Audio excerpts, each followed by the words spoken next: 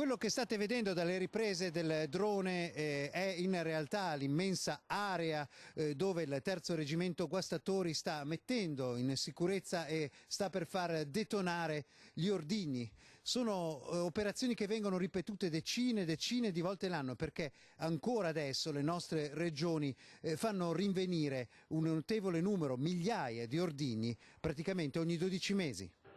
L'escavatore mostra quanto si è dovuto scavare per ottenere un fornello sufficiente ad evitare che le schegge andassero ovunque e come nonostante 4 metri di profondità l'esplosione sia stata così visibile, perché sia chiaro chi deteneva in casa questo materiale pensando di fare magari collezionismo quasi innocuo, in realtà avrebbe potuto radere al suolo la sua casa e quelle vicine.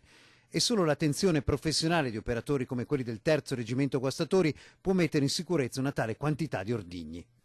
Innanzitutto, perché si usa questo? L'esplosivo è una sostanza chimica che da sola non riesce a fare boom, ha bisogno di un qualcosa che gli arriva dall'esterno.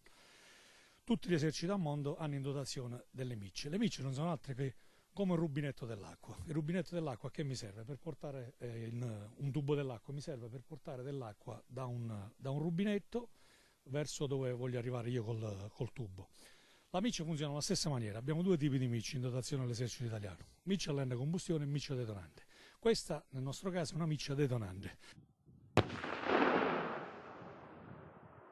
Per intenderci, le decine di proiettili italiani e austriaci che un avventato signore teneva in casa a Crespano erano del tipo sparato da cannoni come questi, 75 similari, quelli che trovate di fronte a decine di monumenti ai caduti della Grande Guerra, come questo sull'Isola dei Morti, sul Piave. E a proposito dell'Isola dei Morti, non più tardi di una dozzina di giorni prima gli stessi operatori avevano fatto brillare un'enorme granata da 380, quei giganti da 750 kg con cui gli austriaci tentavano di bloccare il passaggio sui ponti di barche nell'offensiva di Vittorio Veneto.